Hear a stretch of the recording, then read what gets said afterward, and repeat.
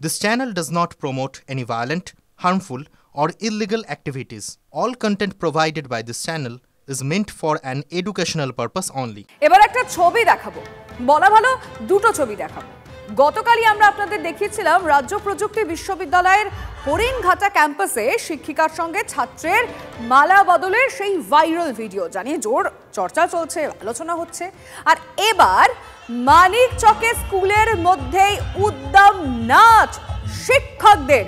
ঠিক টিভি9 বাংলার পর্দায় ডান দিকে যে ছবিটা দেখছেন, যাদেরকে এই উদ্দাম নাচে সামিল হতে দেখছেন তারা শিক্ষক। কোমর দোলালেন প্রধান শিক্ষকও।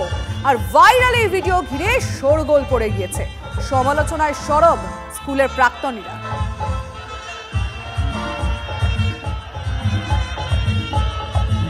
আমরা সেই ভিডিও আপনাদেরকে দেখাচ্ছি যা এই মুহূর্তে সোশ্যাল মিডিয়ায় ভাইরাল হয়েছে।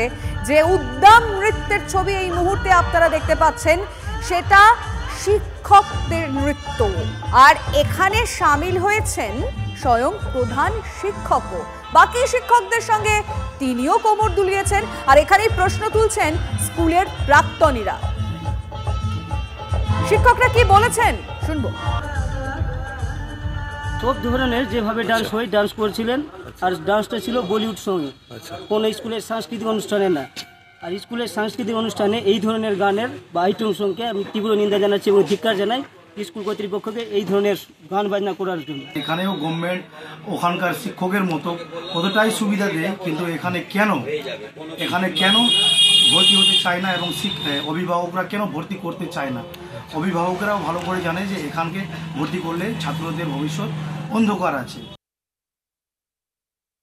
স্কুলের মধ্যে এটা এখন ছাত্রছাত্রীরা একটু করতো সেটা আলাদা কথা, শিক্ষকরা করেছে এটা কখনোই কাম্য নয়। আমি শনিবার দিন একটা মিটিং ডেকেছি এবং এটা নিয়ে আমি এমসিতে আলোচনা করে আমাদের দিক থেকে যেটা করার আমরা সেটা করব। এবার নজর রাখবো মহাকুম্ভের বিপর্যয়। পদপিষ্ট হয়ে মৃতদের মধ্যে বাংলার 2 পুণ্যার্থী, কলকাতার বাসন্তী পোদ্দার এবং শালবনের উর্মিলা ভূঁইয়া। এখনো নিখোঁজ বাংলার 4। নিখোঁজদের সম্পর্কে খোঁজ খবর করতে হেল্পলাইন নম্বর চালু করেছে মহাকুম্ভ মেলা কর্তৃপক্ষ। মহাকুম্ভে বিপর্যয়ে পদপৃষ্ট হয়ে 30 জনের মৃত্যু। তাদের মধ্যে রয়েছেন বাংলার 2 পুণ্যার্থী। কলকাতার গল্ফ গ্রিন এলাকার বাসন্তী পোদ্দার ছেলে, মেয়ে ও বোনের সঙ্গে কুম্ভে গিয়েছিলেন তিনি। পরিবারের দাবি, হুড়োহুড়ির মধ্যে আচমকায় পড়ে যান বাসন্তী পোদ্দার। এরপরই পদপৃষ্ট হয়ে মৃত্যু হয় তার। মহাকুম্ভে চরম অব্যবস্থার অভিযোগ তুলেছেন মৃতার মেয়ে। চারজনই আমরা অসুস্থ, সবারই পায়ে, আমি তো উঠতেই পারছি না পা, সবাই একদম মারাত্মক দুর্ঘটনার মুখ থেকে আমরা বেঁচে গেছি। ওখানটা পুলিশ প্রশাসন একদম ঠিকঠাক ছিল না, খুব লেট করে সব আসছিল। পশ্চিম মেদিনীপুরের শালবনির বাসিন্দা উর্মিলা ভূঁইয়া মেয়ে জামাইয়ের সঙ্গে পুণ্য স্নানে গিয়েছিলেন বছর 78-এর ওই মহিলা। প্রয়াগরাজে মতিলাল নেহেরু মেডিকেল কলেজের মর্গে গিয়ে দেহ শনাক্ত করেন নাতনি। সকালে আমরা খবর পাই, আমার যিনি মারা গেছেন উনি হচ্ছে আমার দিদিমা। আমার মামার কাছে খবর আছে, মানে ভোরের দিকে খবর আছে যে আমার দিদিমাকে খুঁজে পাওয়া যাচ্ছে না। সবাই ছত্রচিহ্ন হয়ে গেছিল ওখানে যে দুর্ঘটনাটা ঘটেছিল। তো তারপরে ওখানে খোঁজাখুঁজি খোঁজার পরে অনেকক্ষণ পরে আমাদের কাছে খবর আছে 1:30-2টার দিকে, দুপুর 1:30-2টার দিকে খবর আছে যে আমার যে দিদিমা তার মানে দেহটা হসপিটালে পাওয়া গেছে। মহাকুম্ভে গিয়ে এখনো নিখোঁজ বাংলার একাধিক। মহাস্নানে গিয়ে নিখোঁজ কাথির জুনপুটের বাসিন্দা পবন কুমার জানা, বয়স 75। ইতিমধ্যে মহাকুম্ভে রওনা দিয়েছেন নিখোঁজ পবন জানার ছেলে আনন্দ জানা। মানে গাড়িতে গিয়েছিল, পৌঁছেছে সেখানে প্রয়াগরাজ কুম্ভ মেলাতে। ওই যে হচ্ছে এবার মানে তার যে বন্ধু বান্ধব ছিল তারা স্নান করে উঠে এসেছে, উনি গামছা আর প্যান্ট পরা অবস্থা ছিলেন, নেমেছে কিন্তু উঠেছে কিনা দেখতে পাইনি। খোঁজ মিলছে না তমলুকের আরো এক বৃদ্ধারও, অর্চনা মাইতি, বয়স 62 বছর। প্রতিবেশী আত্মীয় সহ মোট 8 জনের সঙ্গে প্রয়াগরাজ গিয়েছিলেন বৃদ্ধা। তারপর থেকেই তার খোঁজ মিলছে না। কুম্ভ মেলা গিয়েছিল, ওখানে ট্রেন থেকে নামার পরে 1.5 কিলোমিটার পরে নিখোঁজ হয়ে যায় এবং ওরা ওখানে 9 জন গিয়েছিল, তার মধ্যে 8 জন ফিরে আসতেছে, 1 জন পাওয়া যাচ্ছে না। এবং আমাদের লোক আরও 2 জন ছেলে গিয়েছে পরে যে খোঁজাখুঁজি করতেছে থানা টানে, যে এখনও খুঁজে পাচ্ছে না। মহাকুম্ভে নিখোঁজ মালদহের এক প্রৌঢ়া। 29 তারিখ ধাক্কাধাক্কি পদপৃষ্ঠের ঘটনার পর থেকেই নিখোঁজ। নাম অনিতা ঘোষ, বাড়ি মালদার ইংরেজবাজার পুরো এলাকার বুড়াবুড়ি তলাতে। মেলার মধ্যে গেছে, মেলাতে গঙ্গার ঘাটে পৌঁছায়নি, কিছু দূরেই রাত্রি 1টার সময় যখন স্নান করতে সবাই নামে তখনই কি ব্যারিকেড না কি ভাঙা ছিল, তখনই সবাই একসাথে হুড়মুড় করে ঝামেলা লেগে যায়, তখনই সবাই ছিন্ন বিচ্ছিন্ন হয়ে যায়। কেউ সাথে তখন ছিলেন না, কেউ কারোর সাথেই তখন ছিলেন না। দিদি যাই সবাই সবার মতো করে হারিয়ে গেছিলেন। এখন 2 ঘন্টা 4 ঘন্টা পরে সারাদিনে যাই হোক সবাইকে পাওয়া গেছে, কিন্তু শাশুড়ি মা একবারেই নিখোঁজ। নিখোঁজদের সম্পর্কে খোঁজ খবর দিতে হেল্পলাইন নম্বর চালু করেছেন মহাকুম্ভ মেলা কর্তৃপক্ষ।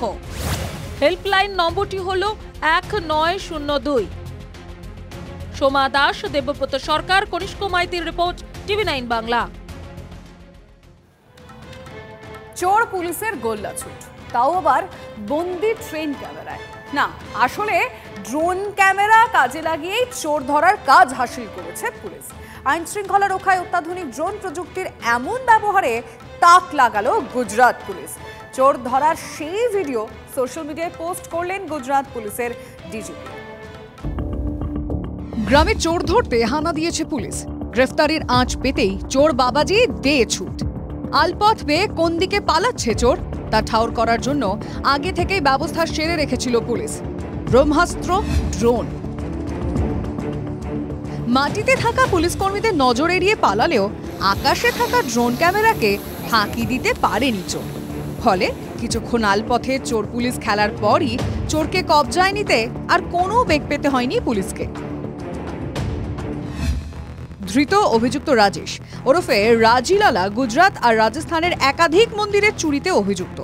গোপন সূত্রে পুলিশ জানতে পারে এক সাগরেদকে নিয়ে দাহোদ জেলার ঝালোদ এলাকার একটি বাড়িতে লুকিয়েছে রাজেশ। এর আগেও রাজেশ পুলিশের হাত ফসকে পালিয়েছিল। এবার তাই পরিকল্পনায় কোনো ফাঁক রাখেনি দাহোদ পুলিশ। ড্রোনের ফাঁদ পেতেই ওই বাড়িতে হানা দিয়েছিল। সেই ফাঁদ শেষমেশ কাজ হাসিল করতে ব্রহ্মাস্ত্র হয়ে দাঁড়ায় পুলিশের কাছে। অপরাধের খোঁজে ড্রোনের ব্যবহার নতুন নয়। কদিন আগেও আমাদের রাজ্যের কালিয়াচকের তৃণমূল কর্মী খুনের তদন্তে নেমে অভিযুক্তকে খুঁজতে ড্রোন ব্যবহার করেছিল পুলিশ। অভিযুক্ত জাকির শেখকে খুঁজতে প্রায় 4 কিলোমিটারের বিস্তৃত এলাকায় ড্রোনের নজরদারি চালানো হয়েছিল। কিন্তু এভাবে হাতে নাতে ড্রোন দিয়ে চোর পাকড়াও প্রায় নজিরবিহীন। চোর ধরার ভিডিও তাই নিজের সোশ্যাল মিডিয়ায় পোস্ট করেন গুজরাট পুলিশের ডিজি। ড্রোনের লাইভ ভিডিওর ব্যবহার করে চোর পুলিশ খেলার ছবি মুহূর্তে ভাইরাল সোশ্যাল মিডিয়ায়। Bureau report, TV9 Bangla. বিধায়কের নামে যারা পোস্টার মেরেছে তাদের হাত কেটে নেওয়ার হুঁশিয়ারি তৃণমূল নেতার। হিঙ্গলগঞ্জ বিধানসভার পাটলিখানপুরের তৃণমূল অঞ্চল সভাপতি সেলিম মোল্লা ওরফে পিন্টু মোল্লার হুমকি ঘিরে বিতর্ক। গতকাল হিঙ্গলগঞ্জের বিধায়ক দেবেশ মণ্ডলের নামে হিঙ্গলগঞ্জ বিধানসভার বিভিন্ন জায়গায় পোস্টার পড়ে। এর প্রতিবাদে আজ তৃণমূল হিঙ্গলগঞ্জ প্রতিবাদ সভা করে, আর সেখানেই হুমকি দেন ওই তৃণমূল নেতা।